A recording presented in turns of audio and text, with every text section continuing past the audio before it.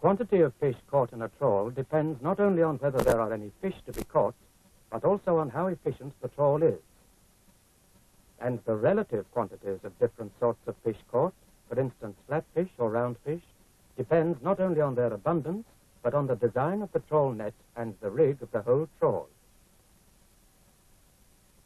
So catches of fish alone cannot always be used to show just what a modification of trawling technique achieves. The need to compare the fishing powers of various international fleets in the North Sea led British research workers to make detailed investigations of trawling gear. What the fisherman is unable to see is, how does the trawl fish on the bottom? What shape does it take up, and how is it affected by modifications, weight of catch, and towing speed? What are the best changes to make to catch certain sorts of fish on particular grounds? How do fish react to the trawl coming towards them, and how does the trawl disturb the seabed? Does it destroy a lot of fish food, and can small unmarketable fish escape through the meshes to grow larger? These are questions the fisherman cannot answer with certainty. But the frogman provides the means of seeing what actually does happen underwater.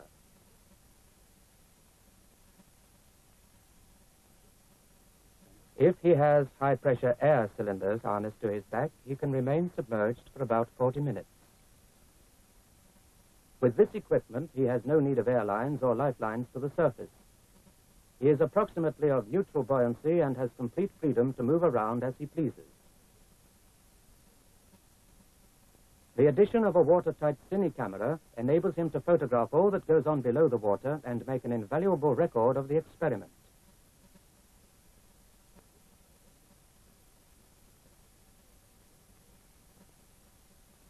Thus equipped, the frogman can descend to a depth of 20 fathoms, although the most comfortable and convenient depth is from 10 to 12 fathoms.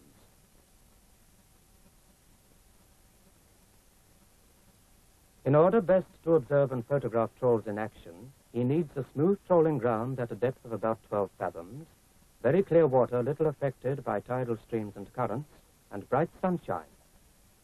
The waters round Britain rarely provide such suitable conditions, and these experiments were conducted in the Mediterranean from the Ministry of Agriculture and Fisheries research ship, Sir Lancelot. It was hard to locate a suitable ground, but after intensive search, a short stretch of sand was found near Malta.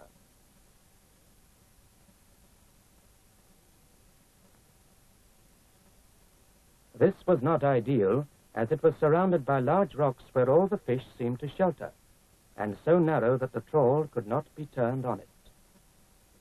However, Skipper Barney Smith devised a means of working there, although the program had to be modified considerably. Several different trawl nets were used, but the film mainly shows a type of Granton otter trawl, as used by many of the larger English North Sea trawlers. Its headline is 76 feet long, and its ground rope 116 feet, including a 20-foot bosom piece. A tickler chain and various types of headline floats are sometimes used. The otter boards, to which are attached the towing warps and which keep the mouth of the net open, measure 9 feet 6 inches by 4 feet 8 inches and weigh about 800 weights each. The quarter ropes run from the otter boards over the headline to the bosom piece.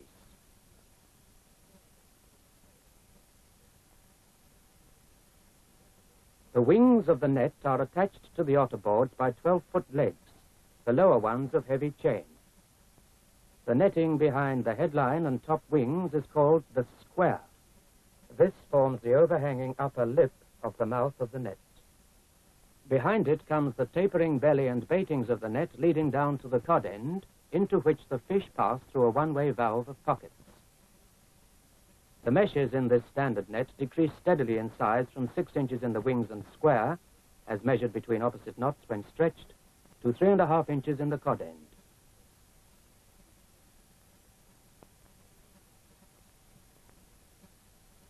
Here is the same trawl in actuality, filmed as it passed along the seabed. The towing strain of this trawl is principally on the ground rope and the lower part of the net. In almost every trial, the standard fishing conditions were that the trawl was towed on a sandy ground at a depth of 11.5 fathoms, using 40 fathoms of towing warp between trawler and trawl. The engine revolutions were maintained at 55 per minute, or regulated according to the gear used in order to give a constant speed of 2 3/4 knots. 2 frogmen descended in the path of the trawler, and, after seeing it pass above them, were guided by the towing warps to the trawl.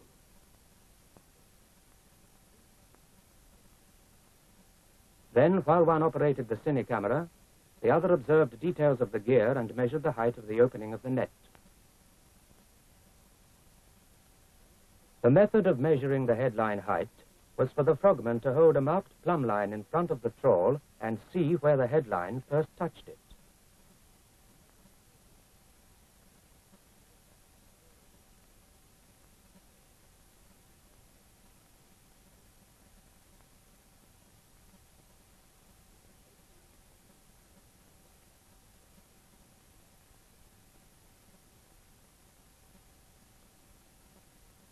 The 18 7-inch floats in this case lifted the headline in a smooth arc to a height of 11 feet off the bottom.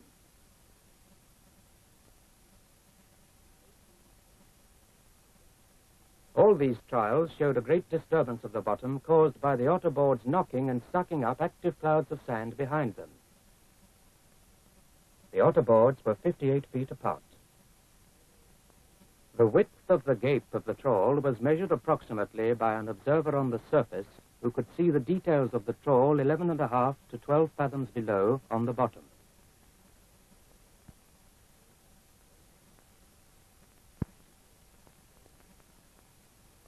It can be seen that all the meshes of the net were wide open and the headline well lifted by the floats.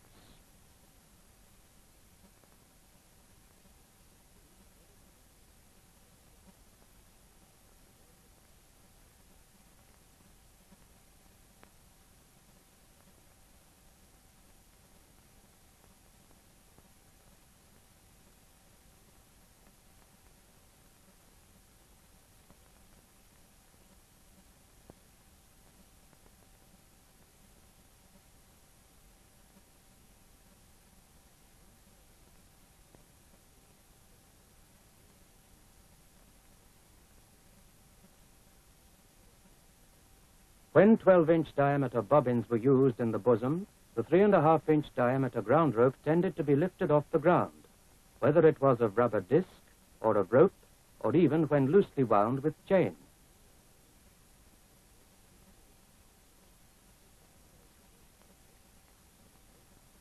The after ends of the otter boards on short warps sometimes lifted an inch or two off the bottom, thus also helping to lift the ground rope. Very few fish were encountered on the sandy bottom, but where photographs were obtained, the fish always seemed to be aware of the ground rope of the trawl coming along and was swimming away from it, though underneath the square netting, about which they did not appear to worry. This small stingray is just keeping its tail in front of the rolling bobbins.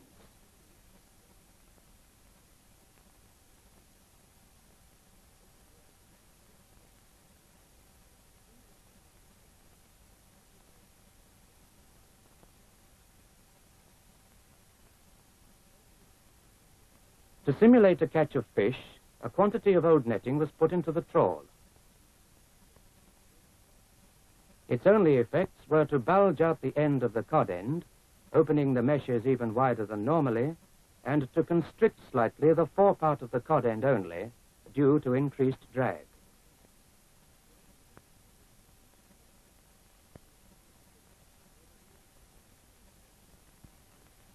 A tickler chain, of half-inch chain fastened between the 2 otter boards to disturb flatfish, was seen to disturb a thin layer of the top sand.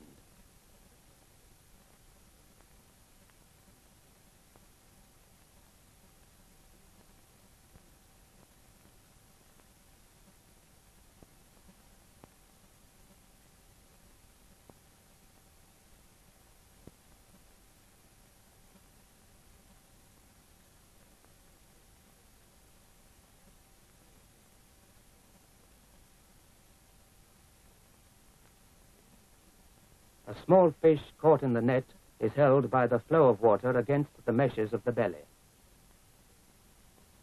The strain on the wing net seemed to be helping to lift the ground rope off the bottom.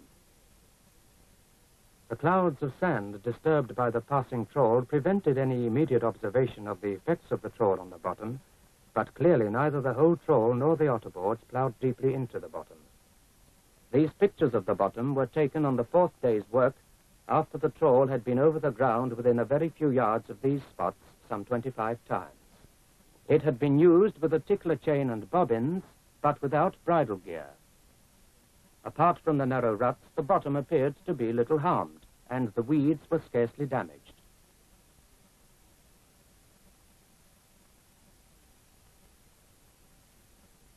The cause of the ruts is not at all certain, but may have been the heavy chain lower legs.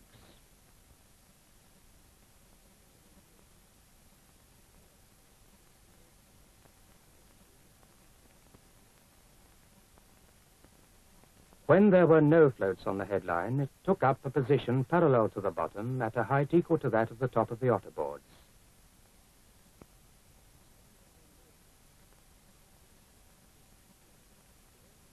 Some fish are swimming away from the ground rope.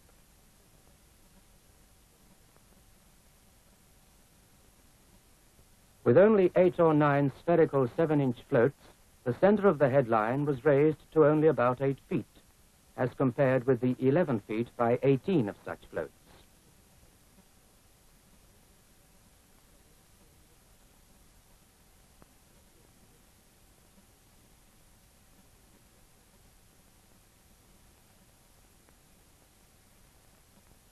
The meshes in this cod end were 5 inches instead of the usual 3.5 inches, but they still remained wide open.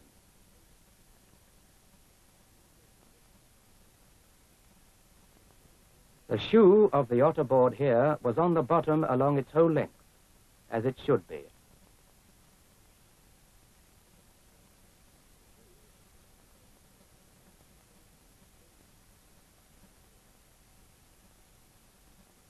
Here, where the frogman grasped the headline, his weight on it hardly altered its shape, showing how tight it was.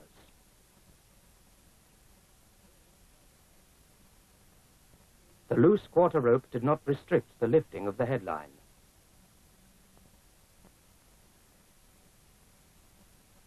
The chained rubber ground rope with soft bosom was on the ground along its entire length.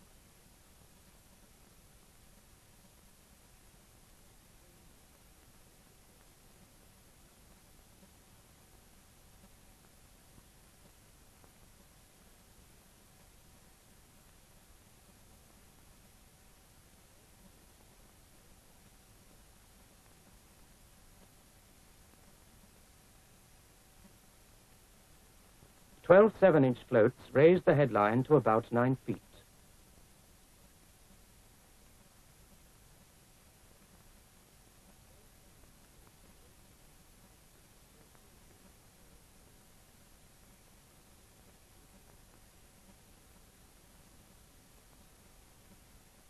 The rotundity of the trawl belly is shown here, and an overhead view shows the sharp taper of the belly to the cod end wreathed in a cloud of sand.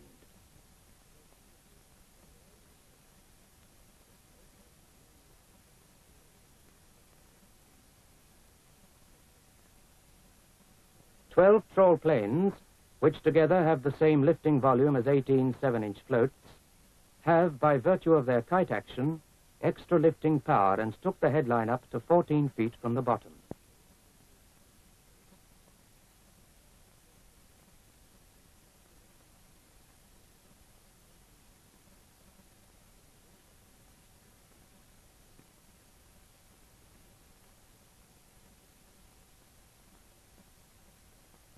They gave the headline a steeper arc than the spherical floats, and the meshes of the square were very wide open.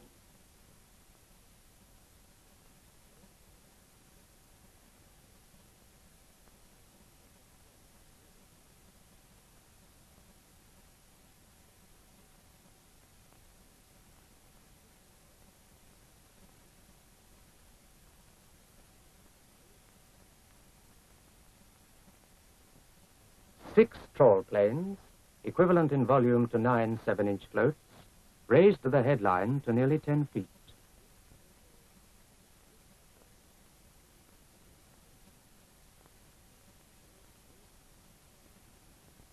Six so-called Siamese twin floats, equivalent in volume to 18 7-inch floats, raised the headline to 12 feet off the bottom.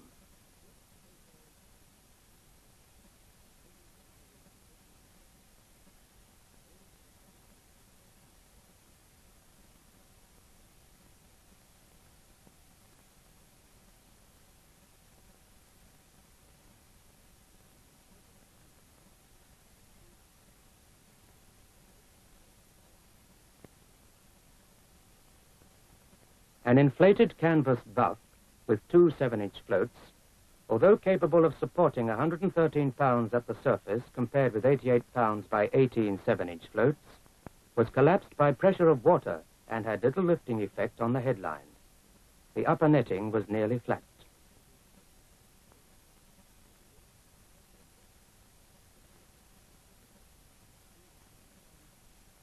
A kite lifted the center of the headline to 11 feet from the bottom, but the backwards drag was considerable and the smooth arc of the headline was eliminated.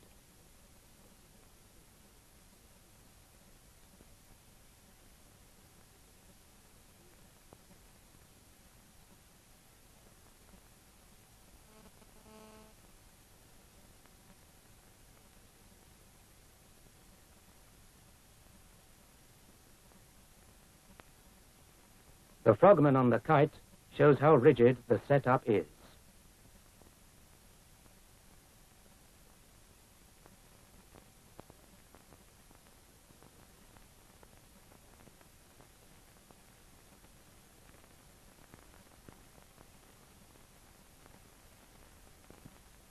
The same North Sea trawl was fitted with 30-fathom Vineron dowel bridles and post danlinos between the otter boards and net.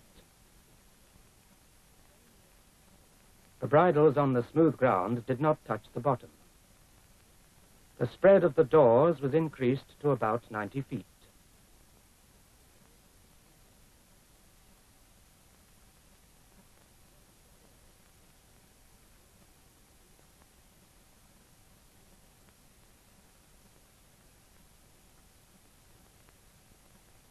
The spread between the wing ends was reduced, giving the headline a steeper arc up to a height of 12 feet off the bottom with 28 7-inch floats. On the ground rope, the angle between the wing pieces and bosom was sharper.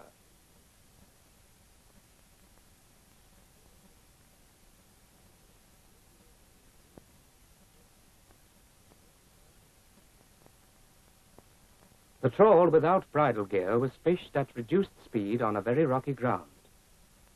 The otter boards bucked wildly as they crashed against the rocks, and the whole trawl lurched along.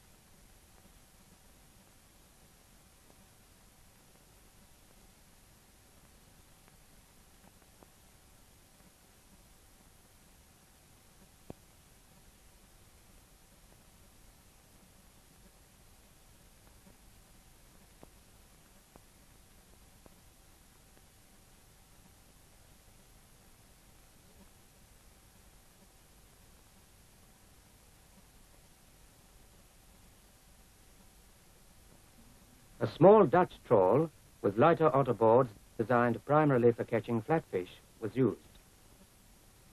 This had a headline of 70 feet and a ground rope 82 feet long.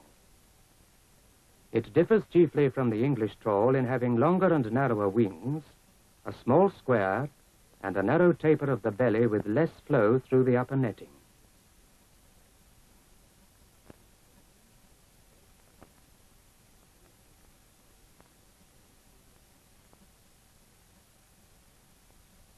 The main towing strain is taken by the upper part of the netting.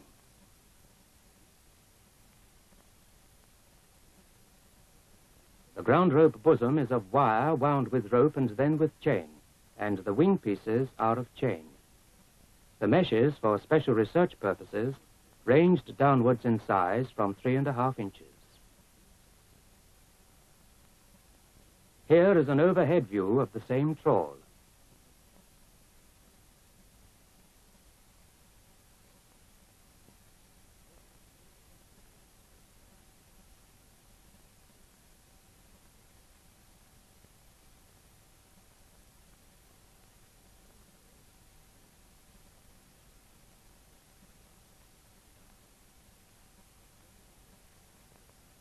A herring trawl of the type used especially by German, French, and Belgian trawlers, but without bridles, was shown to fish with a wide-open, rounded mouth, with the ground rope some 2 feet off the bottom.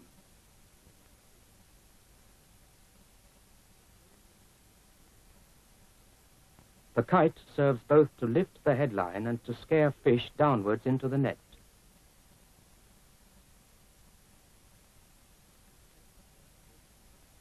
The whole belly and cod end of the trawl were also clear of the bottom.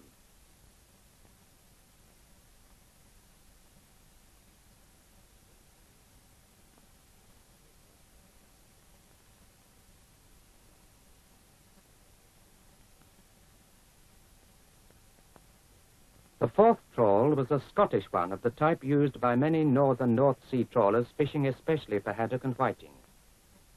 The headline is 62 feet long and the ground rope 80 feet, including a 20-foot large bosom. Without floats, the headline was level with the tops of the otter boards.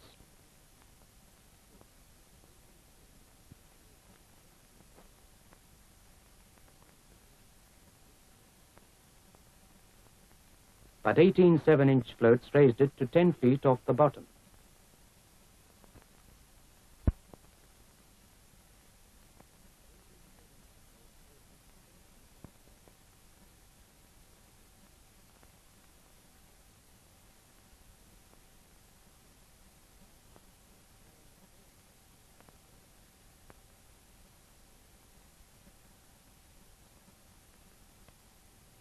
And 12 trawl planes to 12 feet.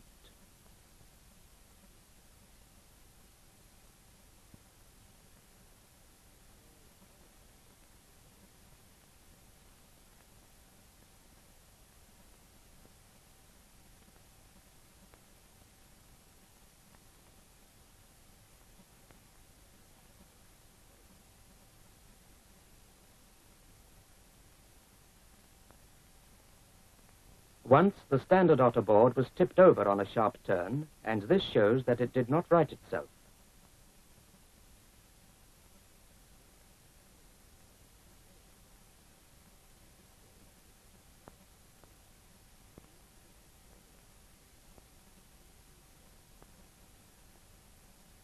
Again the fish, this time a weaver, seemed to want to get away from the ground rope, but appeared to ignore the square netting above it.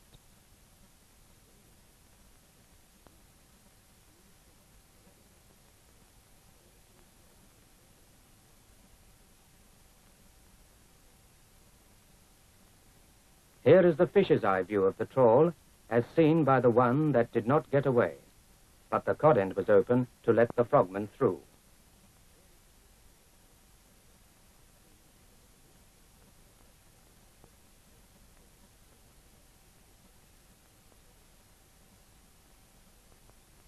These pictures provide satisfactory answers to some of the questions that have been asked about the action of trawls on the seabed, but others, especially about the behavior of fish, remain unanswered.